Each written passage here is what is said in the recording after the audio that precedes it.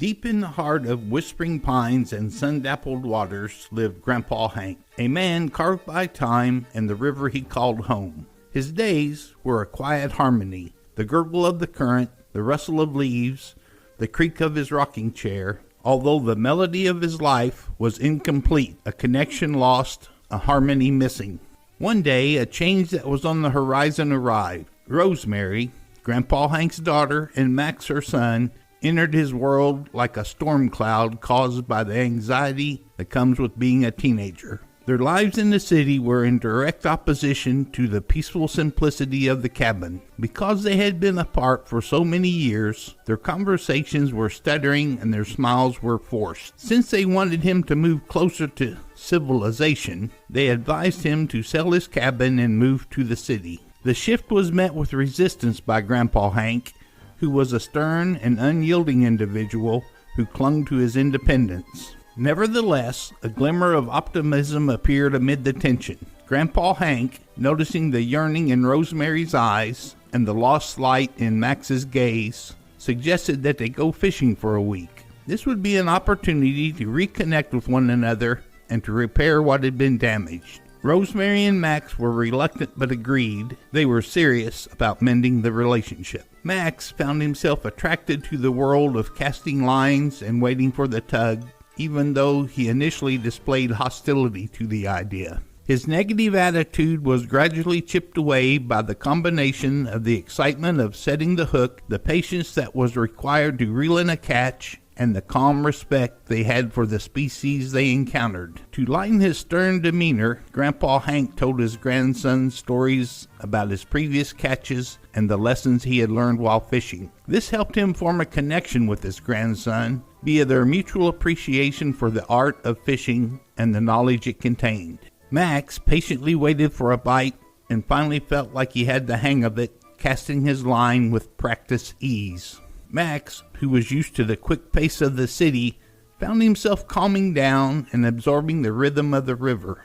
As the sun warmed their faces, they waited, the river uttering secrets to them. Instantaneously, Max's rod curved sharply. It was with all of his strength that he growled and pulled back. The line sung, dangling the possibility of breaking. "It's a river monster," he shouted, his eyes widening in alarm. Grandpa Hank, who was known for his unwavering composure, immediately took action. He assisted Max in adjusting the drag, and his weathered hands guided him through the process.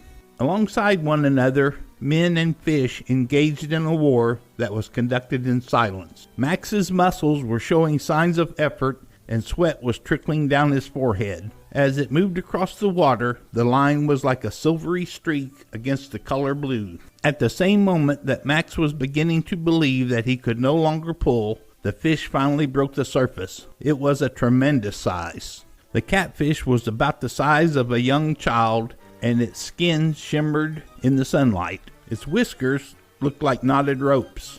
"Wow!" Max gasped, startled, and his voice trembled. Rosemary, Max's mom, kept encouraging him. Grandpa laughed heartily. "Please don't rush things, son. This fish can fight." They went on fighting, their combined strength overwhelming the fish's power. They fought the fish in a measured manner, inch by inch for the most part. It was with a loud splash that the giant catfish made his landing in the boat. He was amazing, a creature of mythology right there in their hands. He was a monster without equal. Max and Grandpa gave each other high fives while bursting with delight. It wasn't just about the catch, it was about the fight that they all went through together and the victory that they gained together. A melody of connection that reverberated far beyond the water was created by their laughter at that very time, and it echoed through the river. There was a fresh link, a chance at healing, and a family that was finally finding its rhythm. The huge catfish was released into the river, but something much more valuable had been caught. The triumph of landing a trophy catfish echoed in their laughter around the crackling campfire. The shared experience had chipped away at the walls between them, revealing a wellspring of stories, jokes, and warm memories. Max, no longer guarded, spoke of his struggles, his yearning for independence intertwined with a deep need for love and belonging. Rosemary, seeing the vulnerability beneath his tough experience, recognized the love hidden behind Grandpa Hank's gruffness, the unspoken ache for a closer connection. As they reflected on their successful catch, they communicated with one another in a low voice. After Max's initial arrogance, he eventually came to respect the creature's might and saw the importance of working together. The harsh directions that Grandpa Hank had given his grandson eventually transformed into patient advice, and his eyes filled with pride as he observed his grandson's resolve. As a result of the shared struggle, a link was created, one that was built on trust and compassion. As Rosemary listened to Max, her eyes softened as they sat around the fire. All of a sudden, the egotistical appearance disappeared, revealing a young man who was still trying to figure out his place in the world. When Max mentioned Grandpa Hank's flaws, Grandpa Hank admitted that he had flaws and said he was sorry for ignoring them so long. The embers of the fire not only lit up their faces, but they also lit up the hope that had been rekindled in their hearts. It's possible that catching a river monster was a win on the river, but the real reward was the ties and bond that it established among these people. This family began a new chapter around the time that the stars began to appear in the night sky. It was a chapter that was built on love, understanding, and the shared melody of a crackling campfire. The week ended, but the change had begun.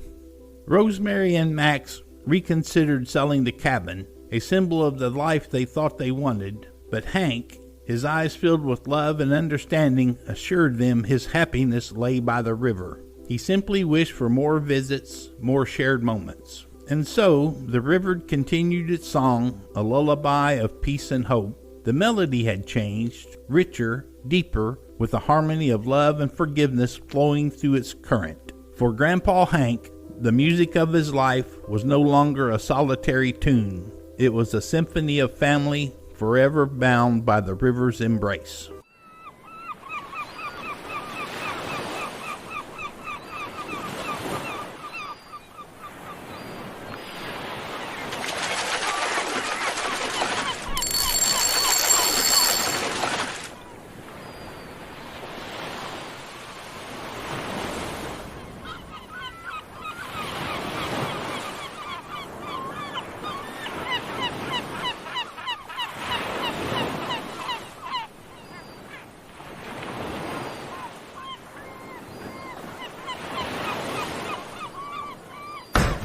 Jump.